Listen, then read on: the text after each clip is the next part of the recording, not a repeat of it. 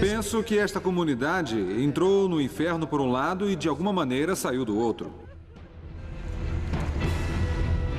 Quando as chamas atravessam os continentes do mundo, elas podem destruir tudo em seu caminho no nosso planeta feroz.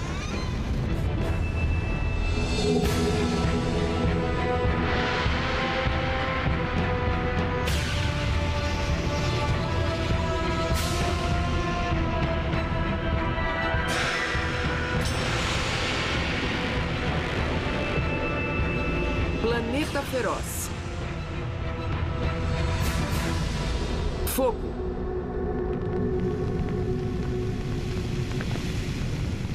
Desde antes do aparecimento do homem, tem havido incêndios naturais nas nossas florestas. Enquanto a vida em nosso planeta evoluiu, ela aprendeu a coexistir com o fogo. Algumas árvores têm cascas tão espessas à prova de fogo que, mesmo que o fogo devore a sua folhagem, seus troncos sobrevivem para florescer no ano seguinte.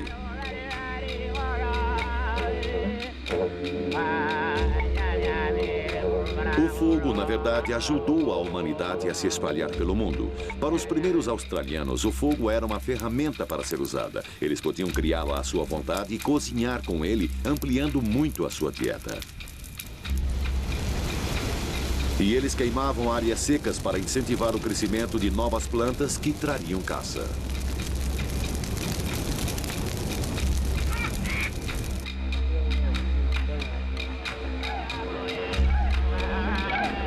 O fogo também era importante para a sua vida espiritual. Era um amigo a ser louvado.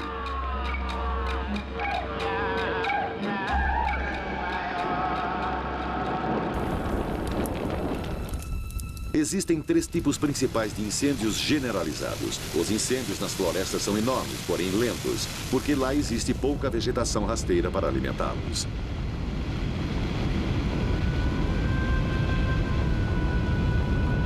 Mas depois que as copas das árvores queimam, a intensidade do fogo se eleva muito.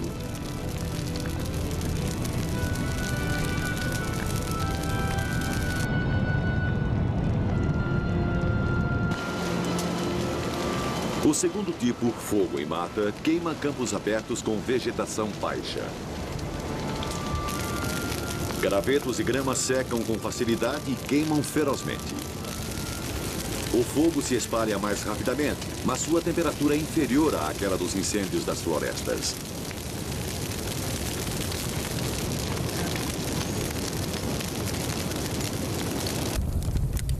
O terceiro tipo, o fogo em vegetação rasteira, espalha-se muito rapidamente a até 97 km/h. Ele queima intensamente, mas brevemente, e as temperaturas são relativamente baixas. Mas o pior de todos os incêndios é aquele dos eucaliptos australianos. As árvores são tão ricas em óleos inflamáveis que a atmosfera em torno delas praticamente se torna explosiva.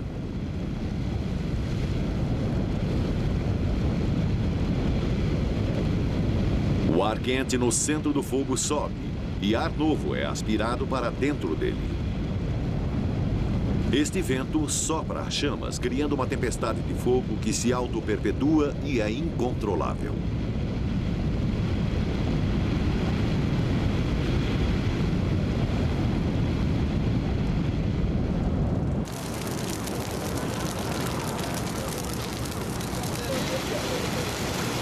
Na Austrália moderna, ao contrário da época pré-histórica, o fogo é um perigo, não uma bênção. Sempre precisamos do fogo, mas apesar de podermos criá-lo, nunca podemos controlá-lo completamente.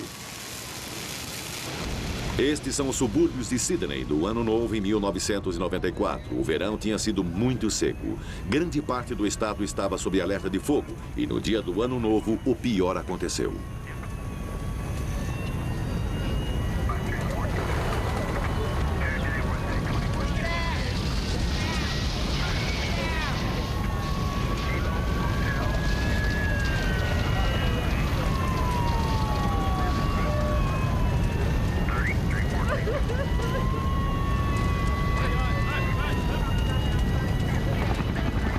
O fogo pode ter sido o amigo do caçador e coletor, mas para a sociedade urbana é um inimigo mortífero.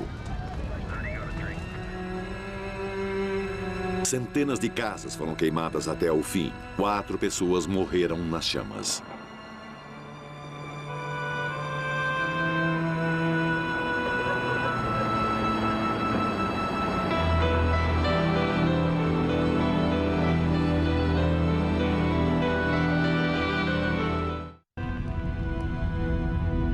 A maioria dos incêndios generalizados ocorre em 2 grandes cinturões em torno do planeta, um ao norte, outro ao sul. A América é o cinturão do norte. Todos os anos, com a chegada da primavera, os incêndios começam.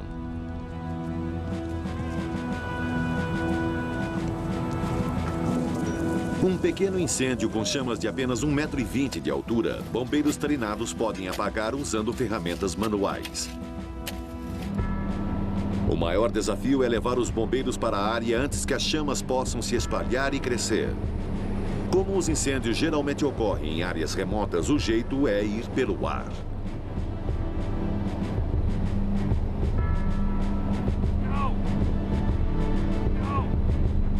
Estes são os bombeiros de elite, os Smoke Jumpers. São paraquedistas.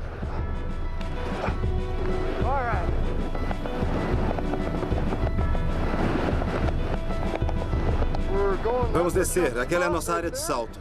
90% dos incêndios em que saltam têm menos de 405 metros quadrados. Agora! Aê!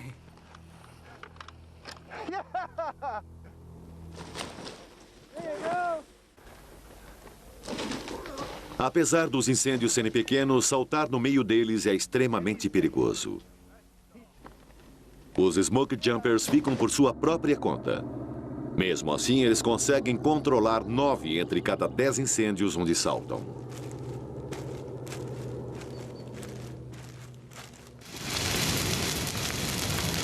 Depois que as chamas chegam a 2,5 metros de altura, então os bombeiros precisam de mais apoio. Agora, para serem bem-sucedidos, eles precisam de acesso a uma estrada, de um caminhão-pipa e de mangueiras de pressão.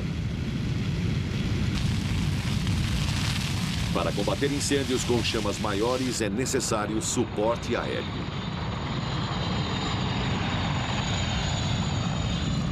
Helicópteros grandes, helicópteros pequenos, bombeiros. Pode haver milhares num único incêndio.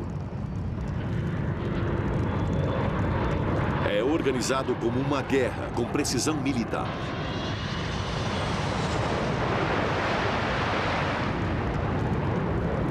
Nosso plano é abrandar o incêndio com os helicópteros, onde podemos entrar e trabalhar.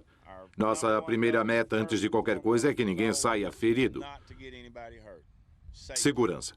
Não há nada lá pelo que vale a pena se ferir. Todo ano, os primeiros incêndios começam no sul dos Estados Unidos. Em 1996, o inverno no Texas tinha sido seco e a primavera estava quente. No final de março, houve uma seca.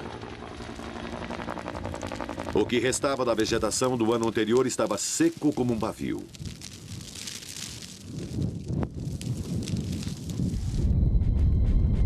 Para a maioria de nós, os incêndios devem ser apagados, mas os incêndios generalizados são grandes demais para se atacar diretamente. Em vez disso, os bombeiros precisam privá-los de seu combustível. Eles estão molhando a grama, não a área que está queimando, e eventualmente o fogo irá morrer. As coisas estão bem ao norte. O que me preocupa é do rio para cima. Parece que tem uma passagem sobre o rio. Certo, bem aqui, veja. Comece pelo rio e vá o máximo que puder para o norte.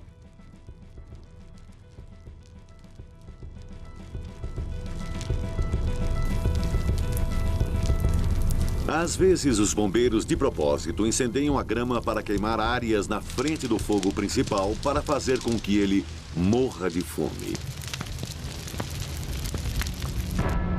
Os aviões-tanque não estão tentando apagar o fogo diretamente, mas impedir que se espalhe.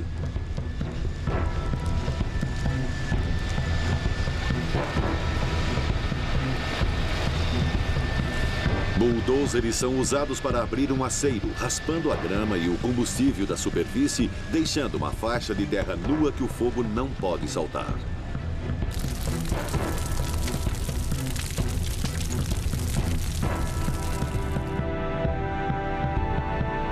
Existe um caminho natural dos incêndios generalizados aqui na América. Ele começa no sul e move-se para o norte com o clima quente e seco. Após os fogos em Mata do Texas na primavera de 1996, no meio do verão, as grandes florestas do Parque Nacional Yosemite estavam muito secas e em perigo. O combustível estava lá, só precisava de uma faísca.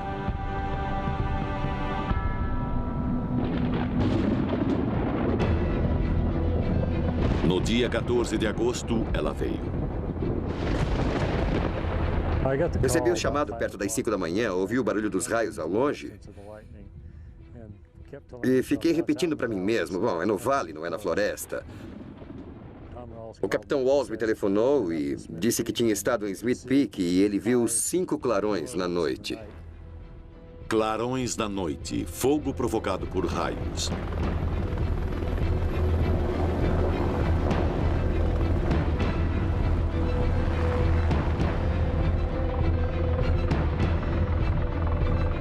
Os bombeiros começaram a chegar ao amanhecer.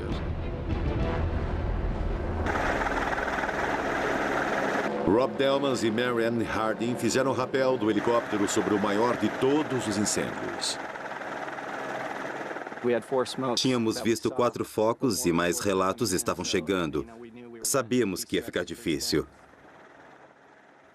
Esse é o tipo de coisa que esperamos. Assim é o nosso verão e é para isso que treinamos. Então, estávamos todos muito agitados. Nesse trabalho, você fica muito agitado. Você conhece os perigos, a sua adrenalina fica a 1000 e é muito intenso. O rapel é usado para saltar na fumaça. Se eles conseguirem chegar ao fogo rapidamente, mesmo sem nada, além de ferramentas de mão, eles podem até controlá-lo. Neste caso, não conseguiram.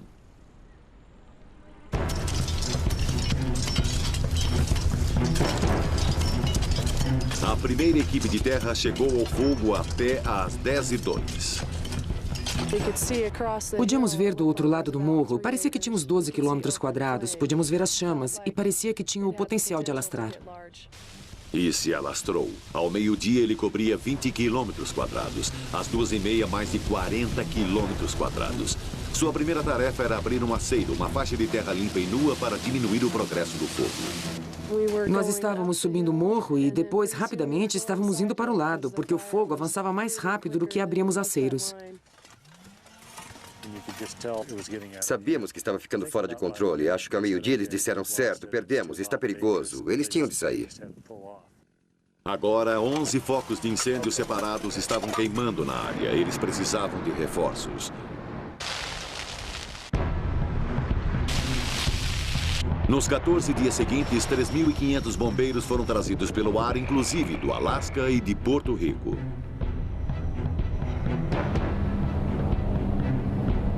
Uma cidade de barracas brotou.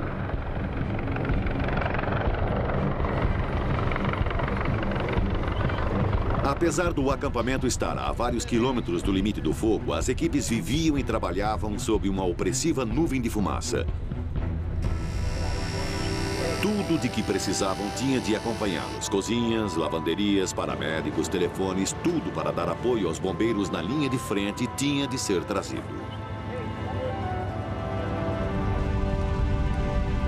A primeira tarefa era tentar evitar que o fogo se alastrasse.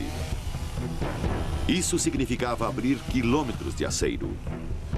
Precisamos ficar muito atentos. Certo.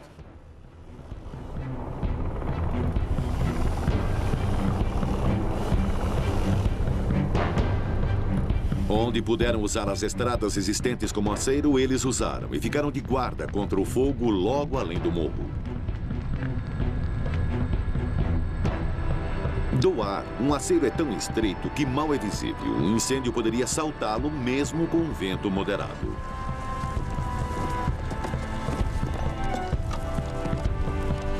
Existe uma maneira mais fácil de abrir aceiros, como mostra este filme de treinamento. É simplesmente uma questão de ligar alguns fios e apertar um botão. 3, 2, 1.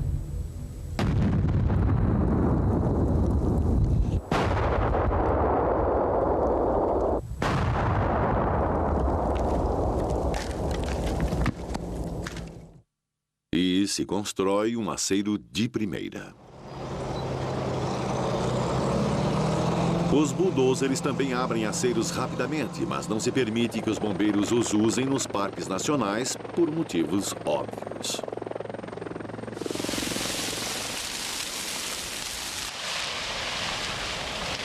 Quinto dia do incêndio. Ele agora tinha 30 mil quilômetros quadrados e estava crescendo. Os incêndios individuais agora tinham se tornado um só grande incêndio. Ele foi chamado de incêndio de Ackerson. Ele se tornaria o maior incêndio florestal do ano.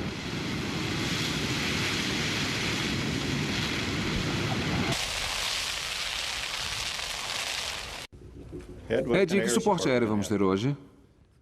Bom dia. Hoje, novamente, teremos 5 helicópteros tipo 1 para dar suporte ao limite ocidental do incêndio.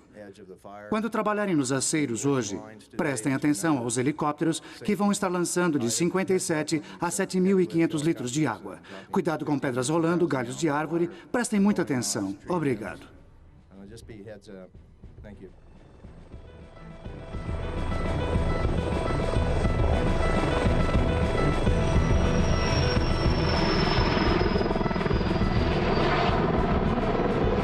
Sexto dia. Este era o dia em que eles começariam a contra-atacar.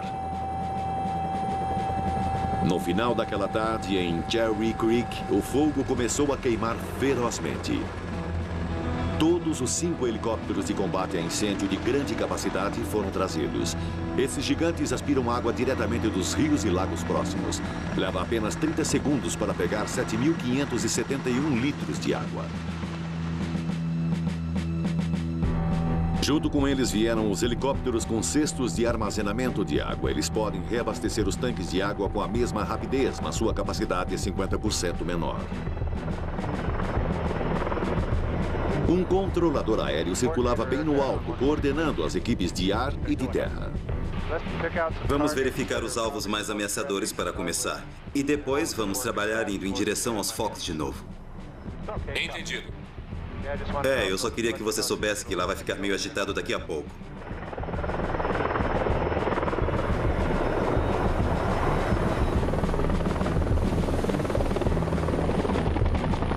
Como sempre, com o passar do dia, a temperatura aumentou e reforçou o fogo.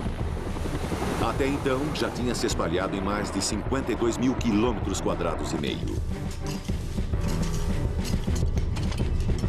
Nesse momento, apenas 10% do fogo estava contido por aceiros.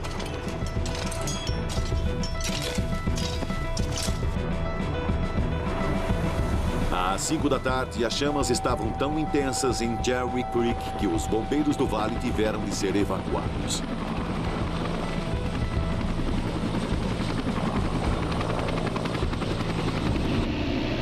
Equipe de terra, prepare-se para a retirada.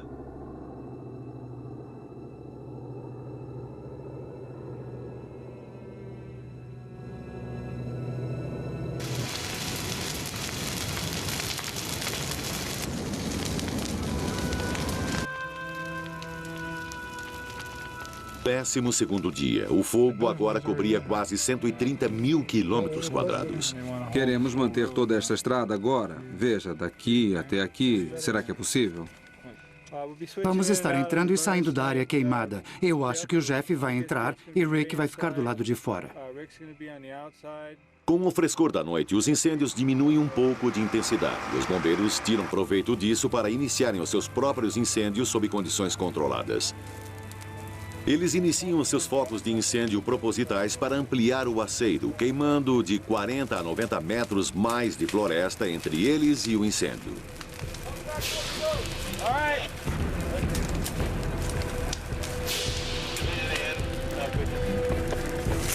Agora eles estavam enfrentando fogo com fogo. Segurança sempre é uma preocupação. Nenhum bombeiro trabalha sem conhecer as linhas de recuo para as áreas de segurança. Tentamos cuidar um dos outros e nos assegurarmos que as áreas de segurança estejam livres. Porque ontem à noite começou a sair um pouco fora do controle. E saímos com os bugs por algum tempo e esperamos. É um incêndio perigoso. Acho que é realmente preciso essas áreas de segurança. 13º dia. O turno da manhã precisa planejar não só como combater o incêndio, mas também como assegurar a segurança de todos os homens e mulheres que o combatem. Sabe onde são essas áreas e a distância aproximada de cada uma delas. Uma área de segurança é uma área grande o bastante para onde recuar, onde o fogo não pode alcançá-lo, mesmo que você esteja completamente cercado. Em Idaho, em 1994, 125 bombeiros foram forçados a recuar para sua área de segurança, uma pequena pista de aterrissagem. Enquanto o fogo os cercava, eles calmamente queimavam a grama. Se o fogo os alcançasse, ele teria pouca coisa para queimar.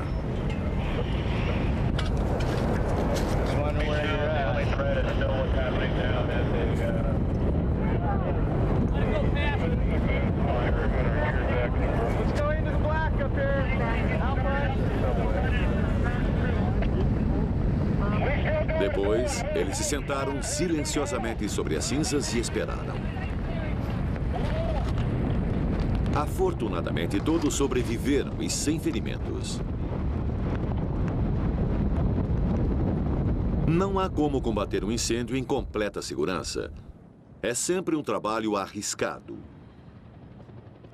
No incêndio que devastou a montanha Storm King, no Colorado, em julho de 1994, 14 bombeiros morreram. Só naquele ano, 35 pessoas perderam a sua vida combatendo incêndios em toda a América. O incêndio ficou muito grande, muito rápido e foi mais rápido que nós. Ele se alastrou com uma rapidez incrível.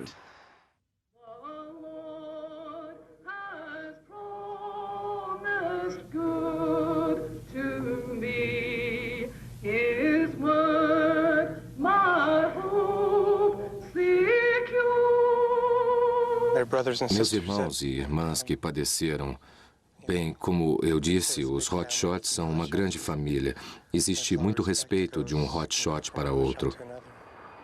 A grande família dos hotshots na tragédia de Storm King estendeu-se a um bombeiro que trabalhou no incêndio de Ackerson. Este é Jonathan McCall. Ele recebeu seu nome em honra de um dos bombeiros que morreu na montanha Storm King. É um pouco triste. Você tem um garotinho maravilhoso, mas não tem mais um amigo. E o incêndio de Ackerson já se espalhava há 14 dias. Ele tinha se alastrado e cobria 166 mil quilômetros quadrados. Só metade dele estava sob controle.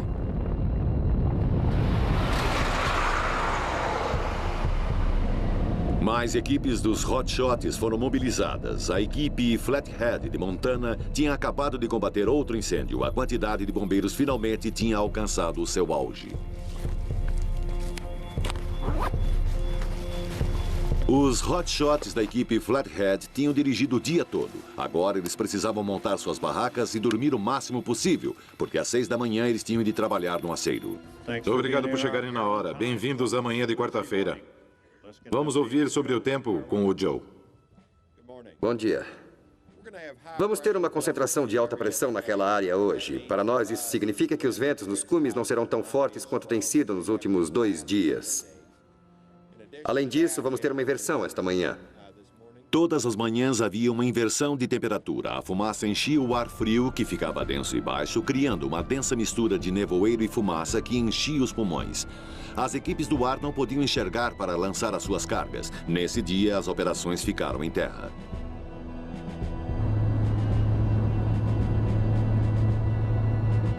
Quando os hotshots da equipe Flathead se dirigiram para o incêndio às 6 da manhã, eles não dirigiram através da neblina, mas sim da fumaça.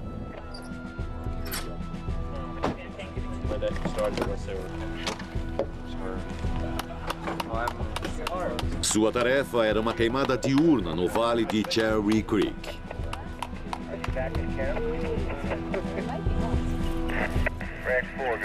Antes de poderem partir, o observador da equipe tinha de verificar a umidade. Se fosse menor que 20%, o fogo pegaria e queimaria mais ferozmente. Grupo 4, prossiga. Volte ao entroncamento onde estávamos conversando e traga o outro observador de campo com você.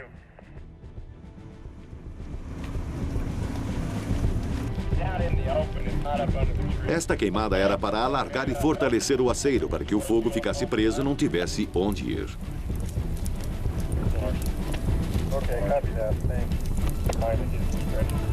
Vamos subir cerca de 366 metros.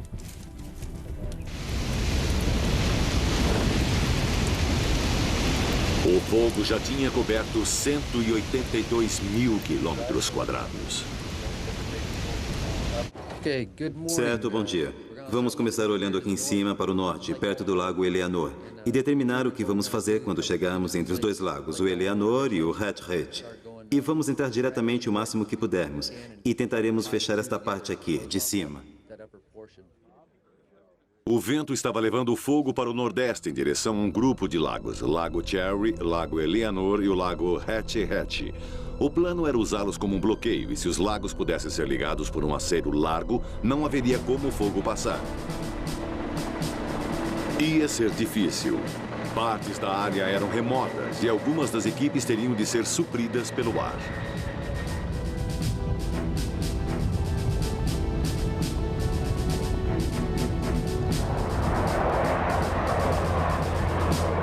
O dia à sua frente era essencial para conseguir controle sobre o fogo. Se eles pudessem bloqueá-lo nos lagos, estariam mais próximos de controlá-lo.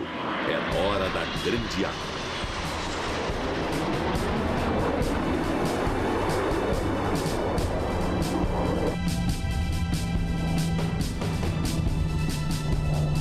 A água das aeronaves é misturada com um anti-chama. Ele evapora mais lentamente e penetra mais profundamente. O corante vermelho ajuda os pilotos a visualizar as áreas já tratadas. C'est le plus violent incendie jamais vu à Marseille depuis 5 ans. Voilà plus de 7 heures qu'il fait rage. Il a débuté vers midi dans une décharge de Septem-les-Vallons et puis il a progressé vers l'est au rythme de 800 mètres à l'heure. Allez, validez de suite. Em muitas outras partes do mundo, os aviões-tanque têm um design diferente. Na França, os incêndios são frequentes na seca costa mediterrânea. O mar está sempre por perto. C'est incroyable, effroyable.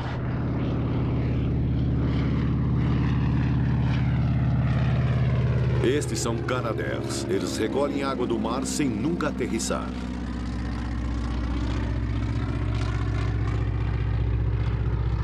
Eles carregam 5 toneladas de água em apenas 8 segundos.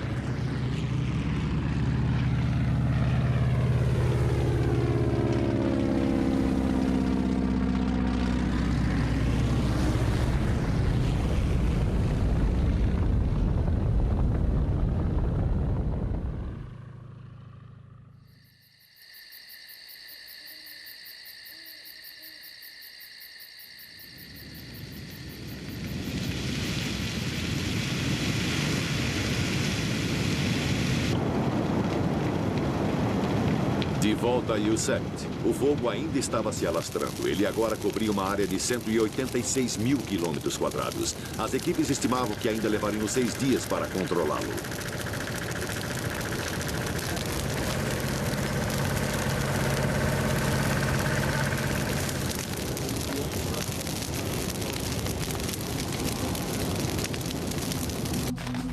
Estou pronta para a água. Está a caminho. Agora, os bombeiros estavam defendendo 72 quilômetros de aceiros.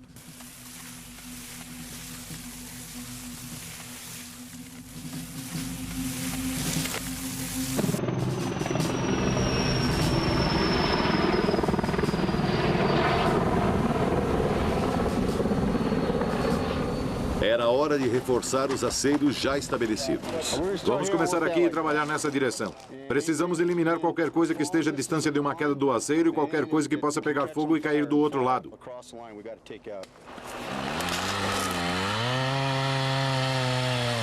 Uma árvore caída cria um vão no aceiro.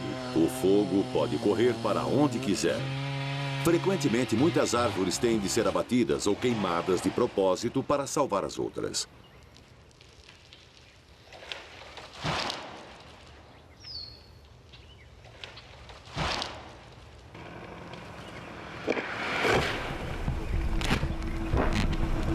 Algumas árvores só podem ser derrubadas com explosivos.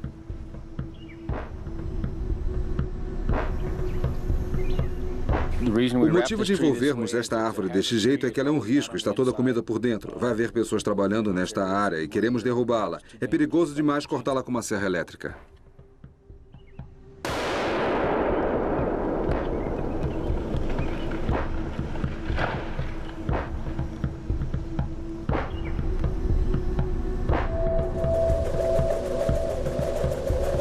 Em qualquer lugar do mundo onde se combatem incêndios, o meteorologista é essencial. Para entender um incêndio, você precisa conhecer o clima. Preparar, apontar, já. 251.1, 49.0. O vento é crucial para um incêndio se alastrar. A umidade alta diminui a velocidade de um incêndio. 286.8. O ar seco incentiva o alastramento do fogo. A chuva o mata. A informação do meteorologista decisivamente afeta os planos do comandante. E a pior notícia que ele pode passar é que ventos fortes estão a caminho. É fácil lidar com um pequeno incêndio no ar parado, mas adicione uma brisa e tudo fica mais difícil. Um vento de Santa Ana de 97 km por hora torna ainda mais difícil.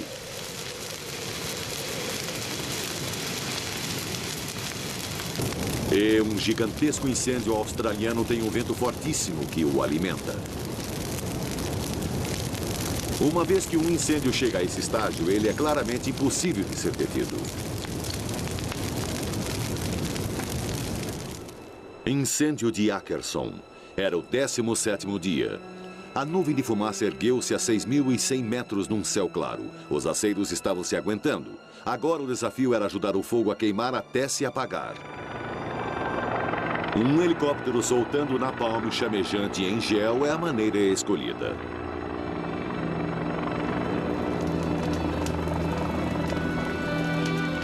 Agora, com um pouco mais de segurança, eles também usam bolinhas de ping-pong incendiárias.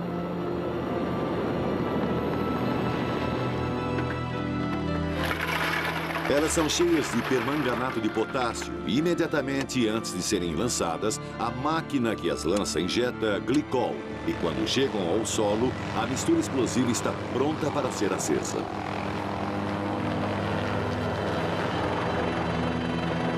O plano era queimar áreas da floresta ainda dentro dos aceiros e assim eliminar o risco do incêndio começar novamente.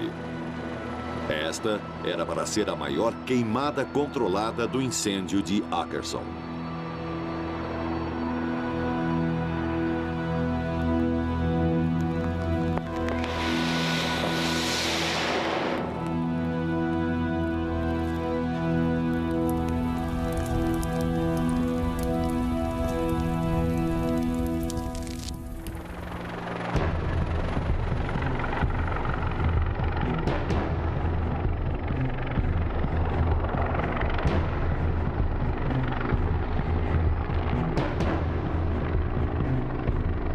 Quando o helicóptero voltou ao chão, o homem que tinha selecionado os locais de lançamento relatou como foi.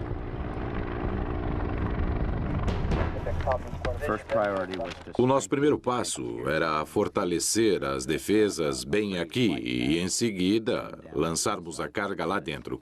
Não deu para entrar aqui, ainda tem muita fumaça. Não acho aconselhável entrar e queimar novamente essa noite. Vamos planejar para amanhã de manhã. Certo. Obrigado. 20º dia. O fogo tinha se alastrado por mais de 230 mil quilômetros quadrados, mas agora 95% dele estava preso entre aceiros. Era a hora de começar a limpar. O helicóptero não pode decolar quando a fumaça desce por causa das camadas de inversão.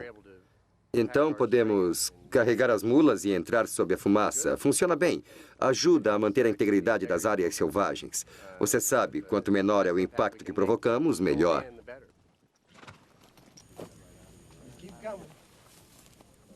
Havia material espalhado por centenas de quilômetros quadrados. Parte do terreno é tão acidentado que a melhor maneira de levar as cargas era em tropas de mulas.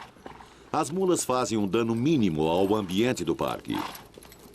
E, em apenas uma viagem, eles recuperaram várias toneladas de equipamento, incluindo 1.220 metros de mangueiras.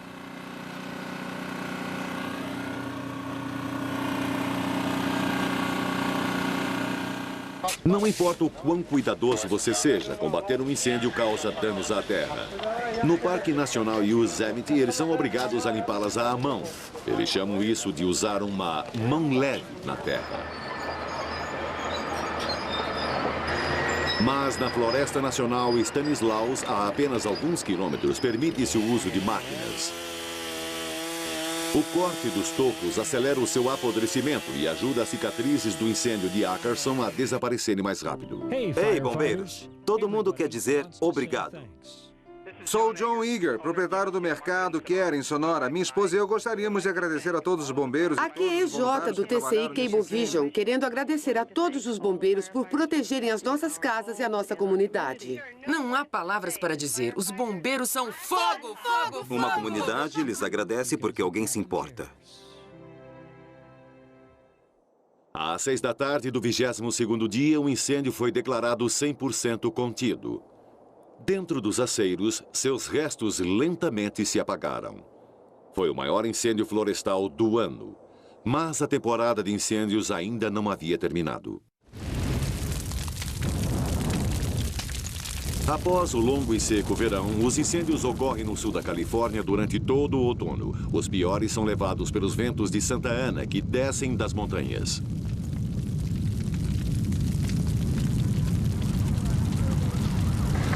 Notifique o centro de operações e as unidades no Canyon, que há uma tempestade de fogo a caminho. Evacuem todas as unidades. Estes são incêndios em mata, breves e intensos, e matadores em potencial. Esta é Malibu, em 1993. Durante um incêndio que durou 7 dias, 323 edifícios foram perdidos e 3 pessoas morreram.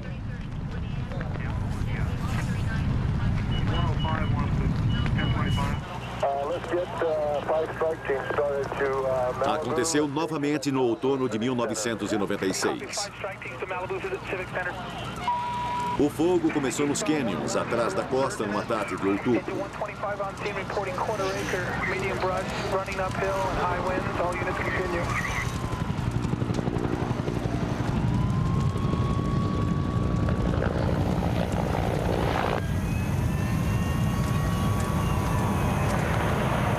Ele queimou ferozmente, espalhando-se na grama e na mata extremamente seca após o longo e quente verão da Califórnia. Dá pra ver o calor que estamos suportando. Olha a água fervendo no meio da estrada. No início da tarde, a fumaça fez parecer que era noite. Brasas eram levadas pelos ventos, iniciando novos focos na grama seca.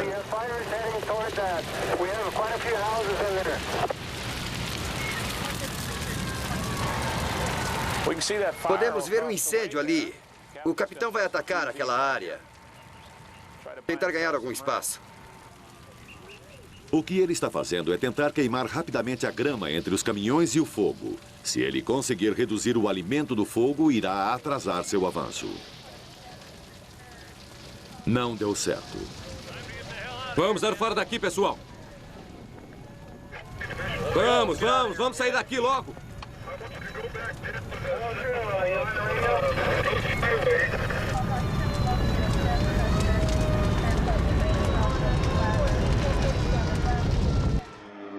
Início do segundo dia, já está queimando por 2 dias inteiros. O fogo está começando a cozinhar. Os bombeiros estão fazendo uma pausa. Eles passaram a noite toda lá, talvez umas 2 horas de sono. Daqui a alguns minutos, muitos desses bombeiros vão estar correndo por suas vidas. Os focos estavam se alastrando rapidamente, rápido demais para alguns caminhões e bombeiros. O incêndio está começando a subir por este canyon, que chamamos de Malibu. Uma equipe estava atravessando o declive e ficou cercada. E agora mesmo eles estão cercados lá, onde você vê aquela quantidade incrível de energia sendo liberada. Vários bombeiros vão ter queimaduras.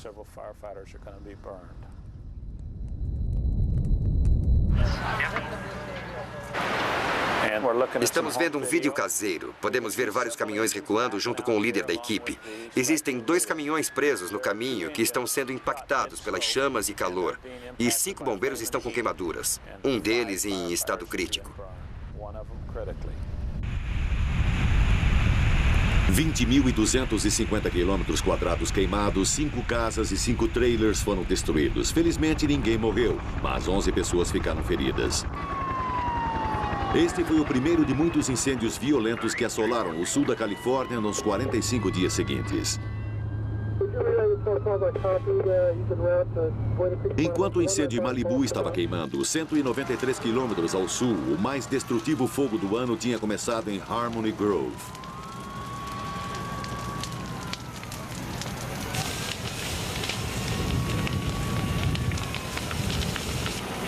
Harmony Grove é, ou era, uma comunidade de residências de alto padrão não muito distante de San Diego.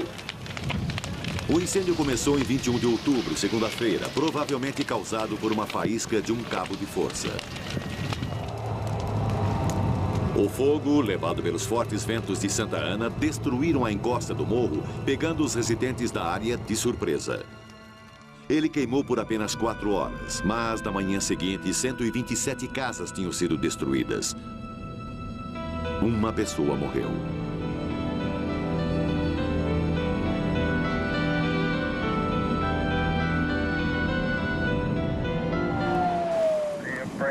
Depois de Harmony Grove, veio o incêndio de San Bernardino.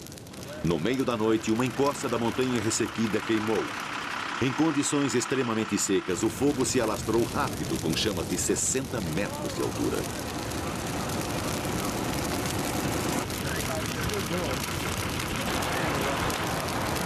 A cada ano, em todo o mundo, os incêndios trazem terror e deixam tragédia em seu rastro. É compreensível que devamos procurar controlar tal terrível poder natural.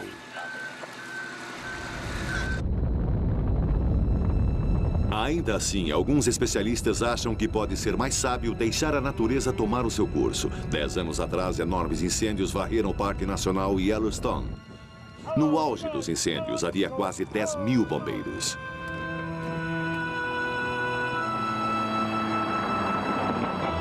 A única vitória palpável de todo o seu trabalho heróico no parque foi salvar a famosa cabana Old Faithful.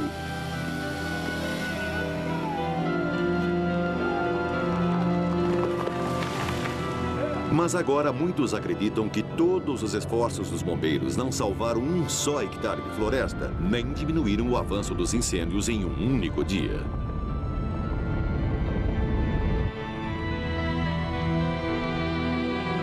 Alguns críticos podem argumentar que as autoridades de Yellowstone tinham criado seus próprios problemas.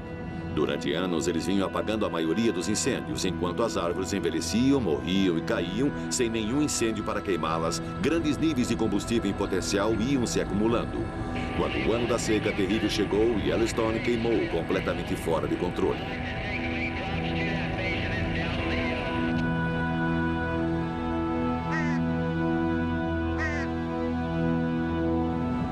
No final, os incêndios foram finalmente apagados em novembro, com a primeira neve do inverno. Aquele inverno foi rigoroso. Morreram cerca de 5.000 alces, 20 vezes mais do que os 246 que morreram devido ao fogo.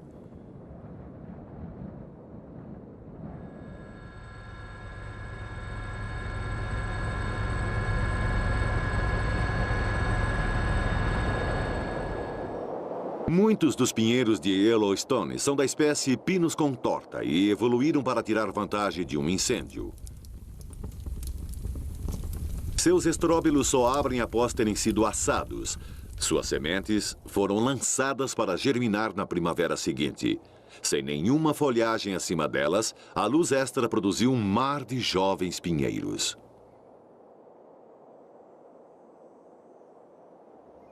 E tenros brotos de grama nasceram, onde nenhuma grama antes crescia. Os alces agora podiam pastar onde antes havia um deserto de agulhas de pinheiros secas.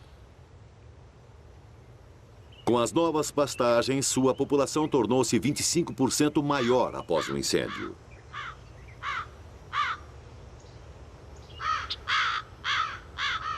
Predadores como as corujas aumentaram em quantidade enquanto o seu alimento, camundongos e ratos calunga, floresciam na nova grama. Os biólogos agora sabem que o fogo é um fenômeno natural e que pode ser uma coisa boa.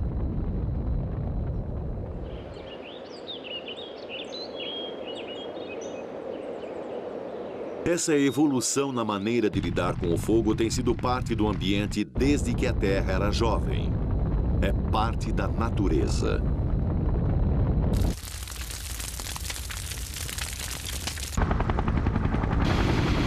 Então, se os incêndios fazem parte da paisagem natural, por que, se não ameaçam as pessoas, nós os apagamos? A pergunta agora está sendo feita no mundo todo.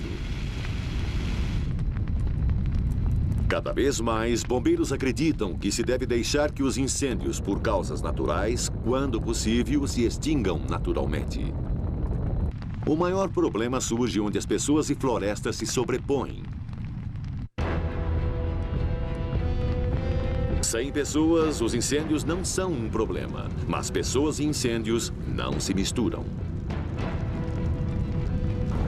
Essa combinação pode ser mortífera no nosso planeta feroz. O fogo todo está descendo! Vamos dar fora daqui! Versão brasileira, Tempo Filmes, São Paulo.